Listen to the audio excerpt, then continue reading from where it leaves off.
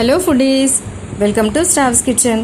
నేను ఈరోజు మీకు కూర కారం ఎలా చేసుకోవాలో చెప్పబోతున్నాను.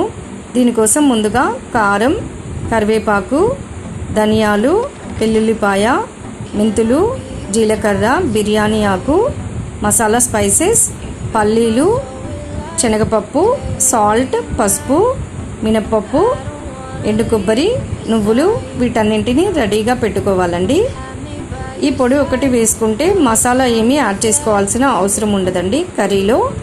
తర్వాత స్టవ్ ఆన్ చేసి పాన్ పెట్టుకొని ముందుగా పల్లీలు, కొబ్బరి వేసుకొని ఇలా ఈవెన్గా ఫ్రై చేసుకోవాలండి. మంటని మీడియం ఫ్లేమ్లో పెట్టుకొని వీటిని ఈవెన్గా ఫ్రై చేసుకోవాలండి. చూడండి, ఈ విధంగా ఫ్రై అయ్యాక వీటిని వేరొక ప్లేట్లోకి ట్రాన్స్ఫర్ చేసుకోవాలండి. తర్వాత వీటిలోకి మినపప్పు, శనగపప్పు వీటిని కూడా యాడ్ చేసుకోవాలండి. వీటిని యాడ్ చేసుకుని ఫ్రై చేసుకున్నాక ధనియాలు కూడా వేసుకొని వెంటనే ఇలా దూరగా ఫ్రై చేసుకోవాలండి. వీటిలోనే మసాలా స్పైసెస్ చెక్క, లవంగ, ఇలాచి వీటిని యాడ్ చేసుకోవాలి. జీలకర్ర కూడా యాడ్ చేసుకోవాలండి. తర్వాత మెంతులు, బిర్యానీ ఆకు వీటిని కూడా యాడ్ చేసుకోవాలండి.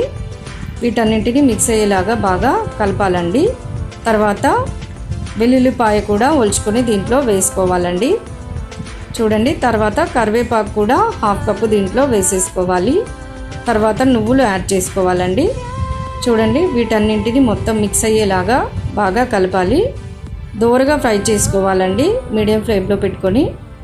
చూడండి, ఈ విధంగా ఫ్రై చేసుకోవాలి. తర్వాత ముందుగా వేయించుకున్న పల్లీలు, కొబ్బరిని కూడా దీంట్లో యాడ్ చేసుకోవాలి. మొత్తం అంతా మిక్స్ అయ్యేలాగా కలపాలండి. తర్వాత సాల్ట్, పసుపు కూడా దీంట్లో యాడ్ చేసుకోవాలి.